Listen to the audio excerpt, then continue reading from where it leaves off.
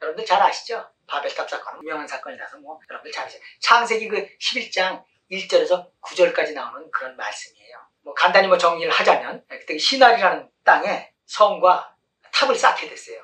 그리고 하나님은 그걸 또 못 쌓게 하셨어요. 그리고 못 쌓게 하시는 방법으로 언어를 혼잡게 했다. 이렇게 간단히 정리하면 그런 거예요. 여러분들이 뭐 이거 바벨탑 사건은 뭐 동영상으로도 많이 보셨죠.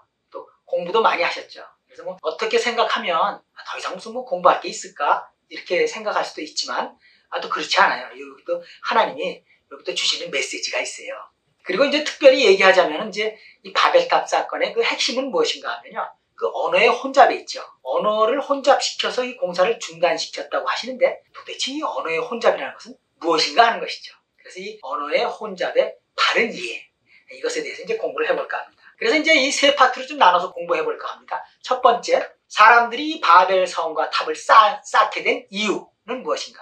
두 번째, 하나님께서는 또 이 성과 탑을 왜 부수려고 하셨는가? 세 번째, 성과 탑을 부수는 그 방법으로 택하신 언어의 혼잡이란 무엇인가? 언어의 혼잡의 바른 이해. 이렇게 이제 세 부분으로 나눠서 이제 한번 공부를 해보겠습니다. 먼저 그 성과 탑을 쌓게 된 이유를 한번 이제 보시겠어요. 먼저 2절을 보시면요. 성과 탑을 쌓은 그 땅이 그 신할 평지였다 이렇게 돼 있고요.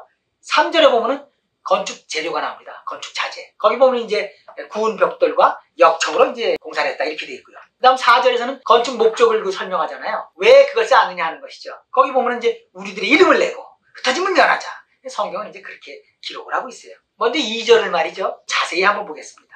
그들의 땅이 이제 평지였다 이렇게 얘기하는 것을 봐서는 이제 높은 지대는 아니었다. 이렇게 이제 우리가 알 수 있어요. 성경에 보면 신할 땅의 그 바벨이라고 하는 것은요. 창세기 10장 10절을 보면요. 위치가 나와 있어요. 위치를 보기 전에 먼저 노아의 셈과 함과 야벳 중에서 그 함의 자손이에요. 니므롯, 함의 손자죠. 함의 손자인 니므롯 족속이 정착한 곳이다 이렇게 돼 있고요. 그 지도를 보시면은 유프라테스 강하고 티그리스 강, 그 사이 그 어디쯤인데 아마 유프라테스 강 쪽에 좀 가까운 그런 지형이었다 이렇게 이제 돼 있어요. 그러니까 이제 뭐 여러분들이 잘 아시다시피 그 강 근처니까 물을 이제 끌어 쓰기 좋고요. 그리고 이제 목축하기도 좋죠. 농사짓기도 좋죠. 그러니까 이제 그것에 이제 정착했다는 것은 좀 우리가 뭐 이해할 수 있습니다. 그리고 이제 3절에 보시면 건축 자재가 나옵니다. 재료가 나오는데 거기는 돌을 대신해서 견고히 구운 벽돌과 그리고 이제 진흙을 대신해서 역청을 사용하였다 이렇게 돼 있어요. 역청은 여러분들 잘 아시죠? 역청은 뭐냐면요. 그 코울타르 피치라 그래가지고 창세기 그 앞에 노아의 홍수 때 보면요.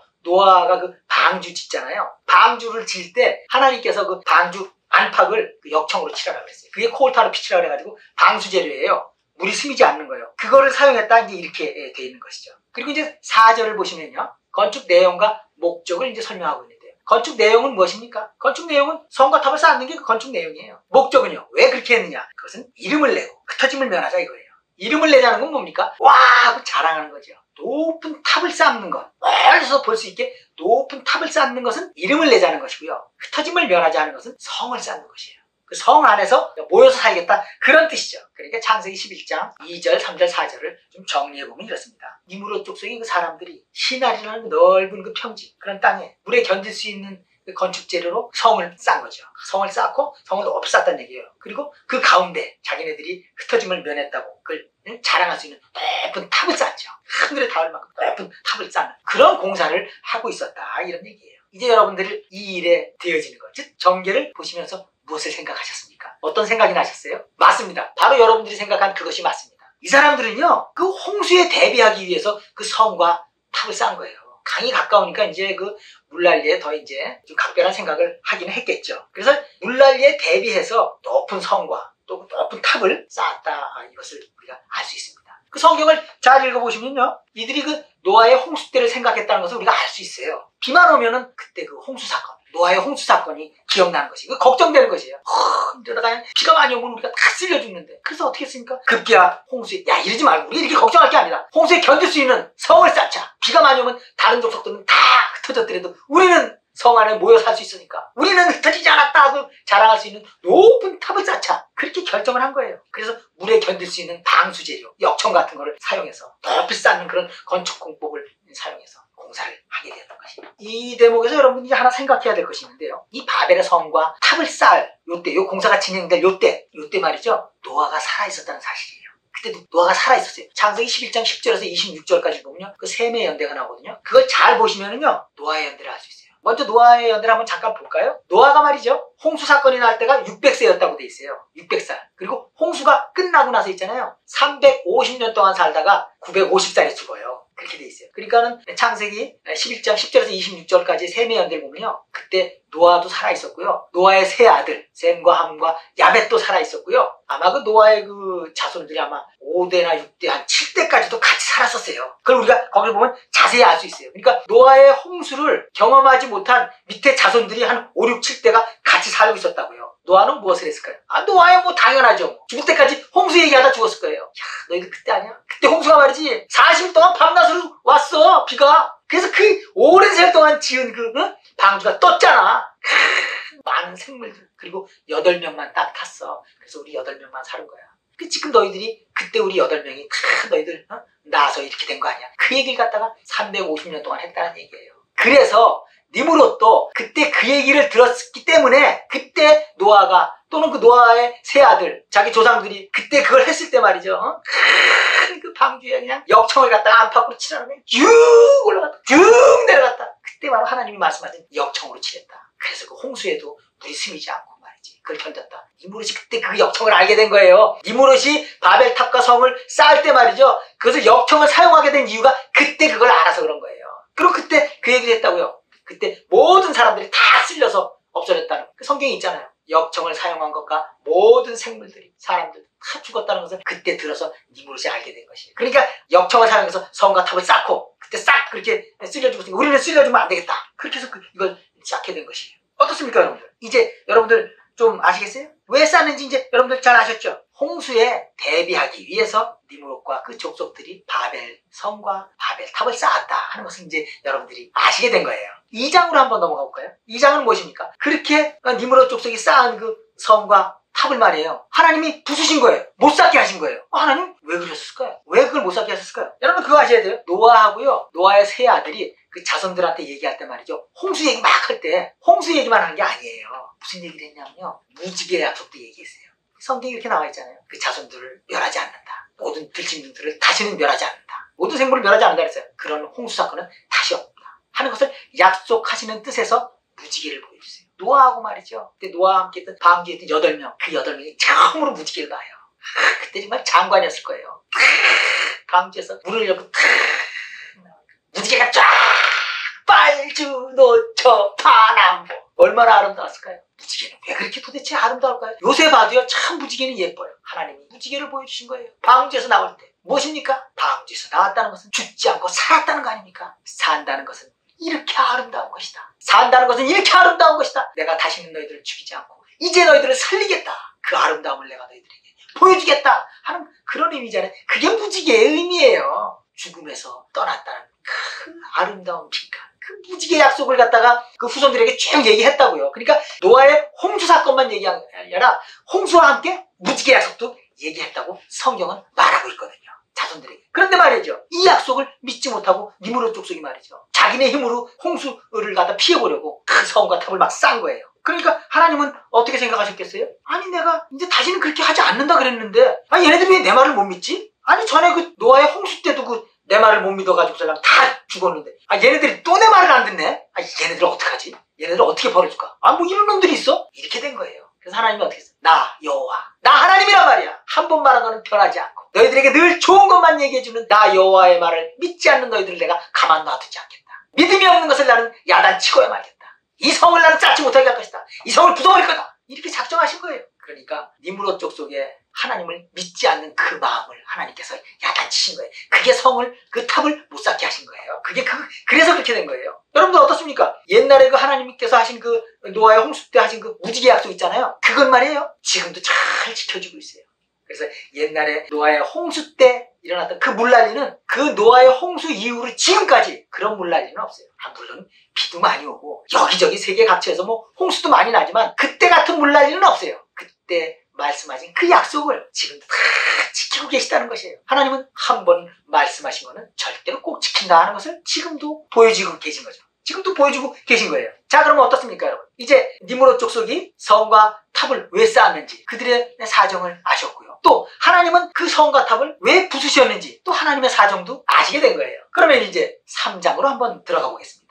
3장은 어떤 것입니까? 3장은 말이죠, 하나님께서 그 바벨 성과 탑을 부술 때 사용하신 방법이 무엇이냐? 언어를 혼잡케 해서 그 공사를 중단시켰다, 이렇게 돼 있어요. 그러니까 이제 우리는 도대체 언어의 혼잡이라는 것은 무엇인가? 그래서 공부해야 되는 것이에요. 하나님께서 언어의 혼잡을 말씀하시기 전에 말이죠, 11장 6절, 7절에 이렇게 돼 있어요. 어떻게 말씀하셨냐면 이렇게 돼 있어요. 우리가 내려가서 거기서 그들의 언어를 혼잡게 해서 서로 못 알아듣게 하자. 그렇게 해서 공사를 중단시키자, 이렇게 얘기하셨어요. 그러니까 말이죠, 공사를 중단시키게 하기 위해서는 서로 못 알아듣게 하는 것이고요, 서로 못 알아듣게 하기 위해서는 언어를 혼잡게 하신 거고요, 언어를 혼잡게 하기 위해서는 우리들이 내려가자, 이렇게 말씀하신 거예요. 그러니까 하나님께서 내려오셔서 혼잡되는 언어라는 것이 무엇인가, 요걸 공부해야 돼요. 하나님께서 내려오셔야만 혼잡해진다는 그 말은 도대체 어떤 말인가, 이것을 공부하는 시간이 이 세 번째 시간이에요. 바야흐로 우리가 언어의 혼잡, 오늘 바벨탑 사건을 공부하는데 그 하이라이트라고 할 수 있죠. 아주 정점이라고 할 수 있는 그 언어의 혼잡에 이제 도달하게 된 것입니다. 여러분들 11장 7절을 자세히 보시면 아까 말씀하신 대로 그렇게 돼 있어요. 그러니까 하나님께서 내려오신다는 것은 무슨 말인가? 먼저 그것을 공부해야 돼요. 도대체 하나님이 내려오신다는 건 어떤 의미인가? 그거는 말이죠, 하나님의 신, 곧 성령께서 니므롯 족속에게 내려왔다, 이런 말씀이세요. 다시 말하면 성령께서 내려오신 건 이제 알게 됐는데, 그럼 성령께서 왜 내려오셨으며 성령은 내려와서 무슨 일을 하나, 이걸 우리가 이제 생각해 봐야 돼요. 하나님께서, 하나님의 신, 그 성령께서 내려오셔서 무슨 일을 하셨을까요? 여러분들, 성령이 하시는 일이 무엇인지 압니까? 성령이 하시는 일은요, 이런 일이에요. 잊었던 것이 생각나게 하고요, 몰랐던 것을 알게 하세요. 그게 성령이 하는 일이에요. 잊었던 것이 생각나게 하고요, 몰랐던 것을 깨우쳐서 알게 하는 게 바로 성령께서 하시는 거예요. 그러니까 말이죠, 언어의 혼잡이라는 것은 말이죠, 왜 언어가 혼잡하게 되었느냐 하는 것을 우리가 생각해 보게 되면, 성령께서 내려오셔서 무엇이 생각나게 했을까요? 우리들이 잊었던 어떤 것이 생각나게 하셨을까요? 잊었던 것은 뭐냐면요, 노아 홍수 때 있었던 홍수 사건 뿐만이 아니라 그때 같이 이야기한 무지개 약속을 잊어먹고 있었던 것이에요. 그러니까 성령께서 내려오셔가지고 무지개 약속이 생각나게 한 거예요. 잊었던 것이 생각나게 하시는 그 성령님께서 무지개 약속이 생각나게 하신 거예요. 그러니까 사람들이 막 공사를 하다가 갑자기 무지개 약속이 생각난 거예요. 전에 말이야, 하나님께서 무지개 약속 하셨잖아. 이제 큰 홍수는 없다 그랬잖아. 에이, 야, 우리 성 쌓지 말자, 탑 쌓지 말자, 하나님께서 그런 홍수 없다 그랬어, 이렇게 된 거예요. 그러니까 또 한쪽에서는, 아니 그렇더라도 요즘에도 비 많이 왔잖아, 그러다 비가 많이 오면 홍수 지는 거 뭐 알기나 알아? 성하고 탑을 쌓는 게 그게 지혜로운 거야. 이런 쪽하고 둘이 나눠진 거예요. 무슨 말씀인지 아시겠어요? 그러니까 하나님 말씀을 믿는 쪽하고 하나님 말씀을 믿지 않는 쪽하고 이렇게 나눠진 것이에요. 그래서 무지개 약속을 믿고 그 약속이 생각난 사람들은, 야야, 그런 소리 하지마. 옛날에 말이야, 우리 노아 할아버지 때도 말이지, 그때 그 방주 사건을 믿지 않는 사람들은 다 쓰여서 죽었어. 하나님도 혼났다고. 지금도 말이지, 무지개 약속을 우리가 믿지 않고 경거망동한다면은 우리가 어떻게 될지 몰라.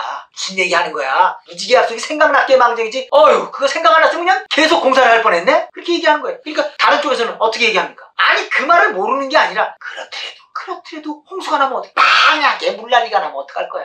만사부려 튼튼이라 그랬어. 성을 쌓고 탑을 쌓고, 그것이 똑똑한 것이야. 그렇게 해서 우리가 대비하는 게 낫지. 괜히 이러고 가만히 있다가 물난리 나서 싹 쓸려버리면 어떡할 거야. 이 둘이 서로 의견이 달라서 다툰 거예요. 서로 다툰 거란 말이에요. 한쪽은 성과 탑을 쌓자, 한쪽은 아니다, 성과 탑을 쌓을 필요가 없다, 이렇게 양편이 나눠져서 다툰 것이. 여러분들 이제 무슨 말씀인지 잘 아셨죠? 서로 그때 다른 나라 말이 막 생겨가지고 막 서로 말이 안 통한 게 아니라, 같은 나라 말을 했지만 서로 의견이 달랐던 거지. 말이 소통이 안 되는 것이에요. 그건 언어의 혼잡이라 그러는 것이에요. 성경은 말이죠, 이 11장 7절에 언어의 혼잡을 잘 설명하기 위해서 창세기 11장 1절을 소개하고 있어요. 창세기 11장 1절을 보시면요, 이렇게 돼 있어요. 온 땅의 구음과 언어가 하나이었더라, 이렇게 돼 있어요. 여기서 말이죠, 구음과 언어라는 이 두 단어에 우리는 각별한 관심을 가져야만 합니다. 다시 말하면 무슨 말씀이냐면요, 온 땅의 말이 하나였더라, 이렇게 얘기해도 되는데요, 성경 그렇게 얘기하지 않고 이렇게 돼 있어요. 온 땅의 구음과 언어가 하나였더라, 이렇게 설명하고 있어요. 왜 이 두 단어를 썼을까요? 구음은 무엇이고 언어는 무엇이었을까요? 잠깐 한번 공부해 보기로 하겠습니다. 구음은 여러분들이 잘 아시다시피 그 소리를 얘기하는 거예요. 영어로 얘기하면 스피치를 얘기하는 것이죠. 그리고 언어는 무엇을 얘기합니까? 그것은 language를 얘기하죠. 그 소리 안에 들어있던 뜻, 그 의미를 얘기하는 것이에요. 그러니까 말이죠, 구음과 언어에 대해서 이제 쉽게 간단하게 설명하자면 이거예요. 구음과 언어가 같았다 하는 것은요, 이런 거예요. 우리나라 사람이 아침에 일어나서 우리나라 사람끼리 서로 만나가지고 안녕하세요 이렇게 인사하는 거예요. 그건 뭡니까? 아침 인사하는 거예요. 통역이 필요 없잖아요. 무슨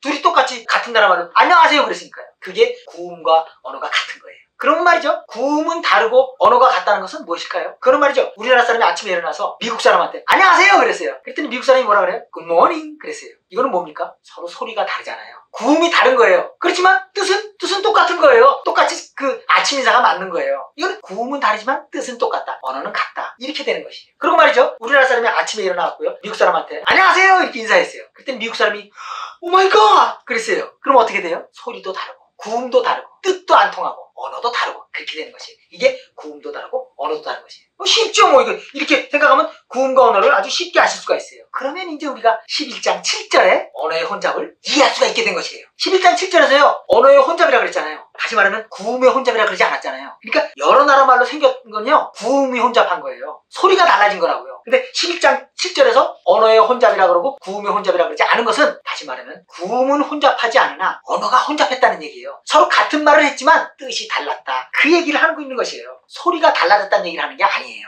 무슨 말씀인지 아시겠어요? 11장 7절에 구음의 혼잡이라고 하지 않고 언어의 혼잡이라고 하는 것은 구음은 같으나 언어가 다르다는 말. 즉 서로 알아들을 수 있는 말로 했지만 서로 통하지 않았다. 소통되지 않았다. 그것을 얘기하는 것이에요. 그러니까요. 이 창세기 11장 1절에 구음과 언어의 이해가 없이 11장 7절에 언어의 혼잡을 설명하려니까 이 설명이 안 되는 것이에요. 11장 1절에 구음과 언어를 먼저 이해하고 그리고 11장 7절에 언어의 혼잡을 얘기해야 되거든요. 그것을 갖다가 그냥 갑자기 여러 나라 말이 팍 생긴 걸로 그렇게 설명하니까 말이 안 되는 것이에요. 서로 소리가 달라진 걸로 설명해야 되잖아요. 그러려면 언어의 혼잡 그러면 안 돼요. 구음의 혼잡 이렇게 해야 되죠.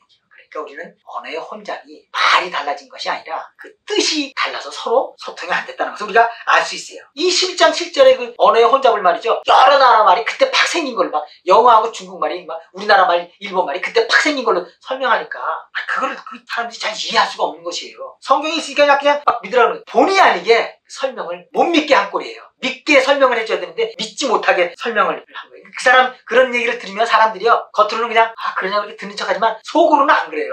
그거지 에이 그거지 같은 말 팍 생기 그런 게 속으로는 다 그런단 말이에요. 어떻습니까? 우리 이제 바벨탑 사건을 서로 공부하면서 언어의 혼잡이라는 것이 어떤 것인지 다른 이해에 이제 도달하게 된 것이에요. 성경의 그 언어의 혼잡을 여러 나라 말의 생성 기원으로 그렇게 설명하니까 아무도 그 말을 믿을 수 없게 되는 것이죠. 이 성경은 말이죠. 창세기 11장 7절에 언어의 혼잡을요. 여러 나라 말의 생성 기원으로 오해할까봐 그렇게 오해할까봐 창세기 10장에서 잘 설명을 해놓고 있어요. 그 말이 어떻게 생겼는지 아주 자세히 설명을 해놓고 있다고요. 창세기 10장 보시면요. 셈과 함과 야벳의 이야기가 나와요. 종족대로 흩어진 게 나온다고요. 노아의 그 세 아들이. 그 야벳 종족은 어떻게 됐어요? 10장 5절에서 또 나와요. 각 종족과 나라와 그 방언대로 나눠졌다고 그래요. 그러니까 나라가 그때 생겼으면 그때 말도 생겼다고 이렇게 돼 있어요. 그 앞에다 설명을 돼 있다고요. 함의 족속은요. 10장 20절에서 그렇게 돼 있고요. 그러면 셈의 자손은 그것도 10장 31절에 나와 있잖아요. 이들은 셈의 자손이라. 그 족속과 방언과 지방과 나라대로였더라. 이렇게 돼 있는 것이에요. 그러니까 그 백성들이 지리적으로 막 이쪽 저쪽으로 가잖아요. 그럼 나라가 달라지잖아요. 그럼 말도 달라지는 거예요. 처음에 같은 말을 쓰다가도 서로 멀리 떨어져서 이렇게 지내다 보면 새로운 말도 막 생기고 그러다 보니까는 말이 그렇게 달라지는 거 아닙니까? 우리나라도 말이죠. 저기 제주도에 가보세요. 제주도 사투리는요. 육지 사람들이 못 알아듣는 거 많아요. 그러니까 성경은 이 11장 7절에 언어의 혼잡을 말이죠. 여러 나라 말이 팍 생긴 걸로 사람들이 그렇게 얘기할까봐 미리 그런 오해를 하지 않게 하기 위해서 창세기 10장에서 언어는 이렇게 생겨났다고 자세하게 아주 정확하게 그 생성의 언어의 변화 이런 것까지도 자세히 설명해 놓고 있어요. 10장의 5절, 20절, 31절을 통해서 잘 설명해 놓고 있어요. 이제 우리는 11장 7절에 말이죠. 언어의 혼잡이 여러 나라 말의 생성 기원이라고 도저히 이제 얘기할 수 없게 돼버린 거예요. 이걸 갖다 이 언어의 혼잡을 말이죠. 여러 나라 말이 그때 생겼다고 하니까 말이죠. 그렇게 설명하기 앞뒤가 설명이 안 돼요. 그리고 그 설명에 마무리를 칠 수가 없어요. 예컨대 그 말이라는 것이 자연 발생적으로 생긴 건데 갑자기 팍 생겼다 그러니까 그건 누가 믿어요? 그 언어학자들 있죠. 언어학자들이 그 말을 들으면 뭐라 그러겠어요? 성경을 믿을 게 못 된다고 그럴 거 아닙니까?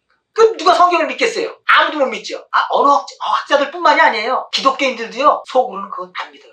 그거 좀 이상하고 믿기가 좀 그런데 그래요. 그 누가 믿겠습니까? 어느 정도 좀 맞게 설명을 해줘야죠. 기독교인들도 그 동의하라 그러지 않아요. 그 제가 말이죠. 어느 그 동영상을 보니까는 바벨 성과 탑을 쌓는데 말이죠. 하늘에서 막 불벼락이 막 내려와요. 막 그걸 빠랑빠랑 하면서 막 그걸 부수더라고요. 그러면서 막 갑자기 사람들이 말이 막 안 통해. 막 이러더라고요. 바벨탑 그 동영상에 그런 거 봤어요, 제가. 그거 말이에요. 뻥이에요. 그렇게 된 거 아니에요. 아니, 말이 안 통하면은 공사 못 합니까? 우리나라 사람이 저기 중동 지방에 가면 공사 못 합니까? 서로 뜻이 맞으면 공사하는 거예요. 같은 나라 말을 해도요, 뜻이 안 맞으면 공사 못 하는 거고요. 그렇게 되는 거 아닙니까? 아, 왜 공사를 못해요? 벽돌 가져와. 그럼 공사가 되지 왜 안 돼요? 에이, 그걸 갖다가 그냥 갑자기 그냥 여러 나라 말이 생겼다. 성경에 있으니까 막 믿으라고. 그러니까 성경을 갖다가 사람들이 더 안 믿게 되는 거예요. 무조건 믿어야 돼. 너무 진부하잖아요. 아니, 서로 좀 설명도 해주고 좀 이해할 수 있게 해줘야 돼요. 원래 공부라는 게 그런 거잖아요. 서로 물어보고 대답하고. 예수님도 그랬잖아요. 제자들한테 물어보고 제자들이 또 뭐라고 대답하고 제자들이 또 물어보면 또 예수님이 또 대답하고 막 서로서로 그랬잖아요. 공부에는 서로 질문하고 대답하는 게 반드시 필요한 거예요. 이제 성경은 말이죠. 그냥 일방적으로 하는 믿음으로 막 하는 이런 경향이 조금 있어요. 그러다 보니까 이제 이 바벨탑 사건 같은 것도 그런 이제 오류가 이제 생기게 된 거예요. 그러니까 우리가 서로 질문하고 대답하는 게 필요한 거예요. 성경도 그게 필요해요. 왜 그 성과 탑을 쌌습니까? 아, 그건 이러저러해서 쌌다. 성경이 이렇게 돼 있다. 아, 그럼 하나님 그것도 왜 부술라고 그랬어요? 아, 그건 이러저러해서 하나님 그걸 공사를 중단시키셨다. 성경이 이렇게 돼 있다. 그런 거 언어의 혼잡으로 중단시키셨던데 그건 뭡니까? 그 언어의 혼잡은 성경이 이렇게 설명이 돼 있다. 아, 이렇게 이해시켜줘야 되잖아요. 그래서 그걸 딱 성경을 보고 듣고 야, 맞아 이거야 이거. 성경은 말이죠. 그렇게 허튼 책이 아니에요. 그냥 막 신화같이 써있는 책이 아니라고요. 자세히 잘 설명돼 있어요. 우리가 잘 해줘야 돼. 그래야 사람들이 성경을 믿고 하나님을 믿을 거 아니에요. 뭐 갑자기 막 그러면 안 믿어요. 그러니까 여러분들이 앞으로 이걸 잘 설명하고 물어보고 대답하는 이런 것들 말이죠. 그래야지 우리가 하나님하고의 관계가 조금 수준이 높아진다고요. 그래서 이런 식의 공부 방법 이것이 이제 필요하다고 생각하고요. 앞으로도 좀 이런 식으로 공부했으면 하는 그런 생각이 듭니다. 바벨탑 공부에 있어서 이제 그 바벨탑에 이제 지금 공부한 거 말고 또 다른 또 숨은 공부들이 많이 있어요. 오늘은 이제 여기까지 공부하고 그 나머지는 또 다음에 이제 공부하도록 하겠습니다. 오늘은 여기서 마치고요. 여러분들 감사하고요. 다음 시간을 기대하면서 여러분 안녕히 계십시오. 바이바이.